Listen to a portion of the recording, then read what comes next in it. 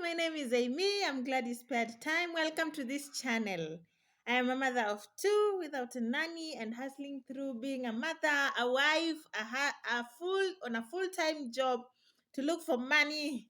And managing all these roles and my personal experiences have inspired me to be sharing at least two videos every day on issues of motherhood and parenting, challenges, expectations, and giving solutions to some of the problems that one may encounter. So, welcome on board. Please consider subscribing, liking, and sharing the content of this channel. This episode, I'm going to talk about how to keep postnatal depression away. It happens to people, especially with their first child. Hey, pregnancy, the journey of being a mother, delivery could put you through a lot of things. A lot of things, and after baby is here, as people are saying, congratulations for your bundle of joy. You're not really excited about the baby. Have you been in such a situation? Not about the baby, but the whole experience has put you in a space where you are even wondering, is this a bundle of joy really? You are grateful for the child. We will not be uh, insensitive. You are grateful for the child. You are glad the child is here. You want to give everything to the child. But you're not really excited in the mood that you hear people talking about. Like, you're not really in that space because of how the journey has been all through until when baby is here. And I remember when I had my first child, as you might have seen in some of these videos, I've talked about my personal journey to motherhood in the link I'll share in the description. My When I got my first child, I was in this space, confused about the bundle of joy. The process of the pregnancy period was not very complicated, but delivery, it left me traumatized. Oh God, I was traumatized. Today we are laughing about it because I have overcome. And even as I go through this, as you go through this video, if you're there and you're a mom already in this thing, don't stress. Super Mama Amy is telling you, you will overcome. Okay? So watch this video to the end. And I was there very shocked, very confused, very teary. This is within day one. The first week of life, my baby falls sick. We are admitted. I'm there thinking I will rot. Watch my video on personal journey into motherhood. But also I'll be talking about, there's a video coming up on things that shocked me with delivery. Please subscribe so that you watch those videos. And I was in this space. So postnatal depression could start immediately after child as the baby is here and can go up to even 1 year after the baby is there. um yes, after 1 year after baby has come, you could still have postnatal depression. The causes of postnatal depression is from my personal experience. I'll just share. I don't know what professionals say, but basically I think it's just fatigue. Yes, fatigue. Emotional fatigue, physical fatigue, mental fatigue. What else fatigue? Another fatigue you might think about because of the whole process of being a mother. Motherhood changes people. Super dads, if you're here, motherhood changes people. The arrival of baby changes relations. The arrival of baby changes the mother. If you're here, mothers, and you know what I'm talking about, share with me in the description, in the comment section, if motherhood changed you. One basic thing that changed about me is the confidence. I was a confident person right from the beginning, but the level went higher when I had my first child. And the second child, I am unshakable. Like people would say, unwalkable. Ooh, very few things shake me nowadays. Like I was just saying, let me just share this. Today I woke up and all the milk that I had, oh my God, that I had stored in the freezer, expressed breast milk. We're not talking about milk that people will use for making tea. Expressed breast milk for my baby, my little girl. As you know by now, I'm hoping you've known, my baby is 14 weeks old, my youngest.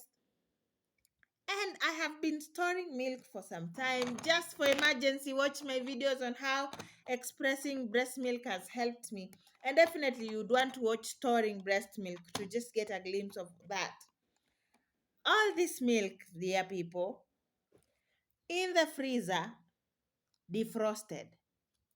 What happens? People, tell me if you've been in such a situation. You found all your frozen breast milk defrosted. You can't say let's keep freezing it. Yes, watch my video on storing breast milk to know why. Because you don't know what happened to it, not in terms of hygiene, but once breast milk has frozen and it's defrosted, you cannot freeze it again. That one you either use it or throw it away. But we cannot use it because we don't know what when that happened. Probably that has happened before. It has defrosted and frozen again without your knowledge. So we don't want to risk, right?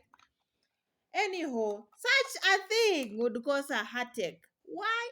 Not a heartache, a, a heart attack. Why? Because to express 100 ml of breast milk, mothers, tell them in the comment section. So you can imagine when it's almost about a liter of the milk. Of course, not in one container, in small portions. Anyhow, it has inspired me to talk about postnatal depression because I don't want to be depressed. Such a thing could cause you to be depressed. So right on to it, causes, as I was saying, fatigue, emotional fatigue, baby. Probably you had a very complicated pregnancy.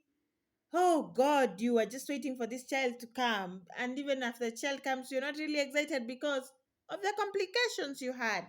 Or probably the delivery process, like mine, was traumatic. You had vajayjay exams, which are not pleasant. Many, for example. Or the baby was not just coming. You were dilating for hours in pain, and the baby was not just coming. Or unfortunately, for some mothers, through that process, they get hurt, they get wounded, they tear, or they're manhandled and something like that. So you are tired. And then baby comes and they fall sick, for example, or they have complications. It's not the baby you expected. They're not well. Baby is not well. Such things could make you tired. Or and then yeah, they could give you fatigue. Or baby is well, the whole process was good, and then you go back to the house. Week one, people come visiting the child. Week two, three people come. Week three, you are all alone. Like you are home alone. People have stopped coming. People have stopped calling. For your first child, you can experience some kind of loneliness or social isolation. You are lonely, right? If you are in these situations, I just want to tell you again that you are amongst the normal people. You are amongst the normal people. The fact that you're watching this video, you are in the journey to being well. Okay, mama? You are in the right direction. All right? You are not going to die, just in case you're thinking. You're not going to die, okay? Some of this fatigue could be caused by financial constraints and constraints in even relationships. Baby has come and babies are expensive. Let me tell you, little girls out there who are thinking of playing games, if you do not have the money for it, keep off, please. Keep off. We don't want struggles in this world. But just in case that is what happened to you and baby is here, I am sorry. You are amongst the normal people. We are going to walk this journey with you, okay? Um, so financial constraints, baby wants this, and you do not have the budget for that, or your budget is not just enough. It could cause fatigue. It could cause you to start thinking, oh, I'm not a good mother. Oh, I've failed my child. Oh, will I make it? Oh, what will I do? Such kind of thoughts. When you're in that kind of space, of course, it's normal.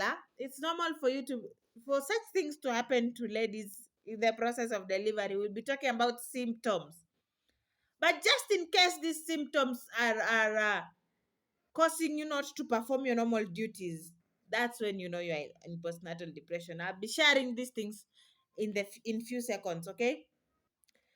Another, like I was saying, constraints in your relationship. Maybe your partner just, like would say in Africa, jumped the rope on you, or your partner, you're just not understanding. This is when super dads say, "Hey, my wife has changed, or my girl has changed. You no longer give me attention," and stuff like that. Constraints. You're fighting, arguing over things with your partner, most likely the father of the child. This could cause depression.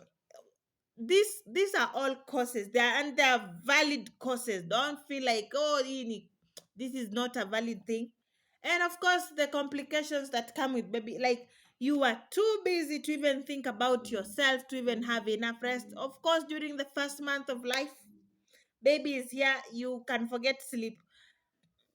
Although you are encouraged, I am encouraging you to take as much sleep as you can. But I'm just sharing, this could be some of the causes. Your partner has done that.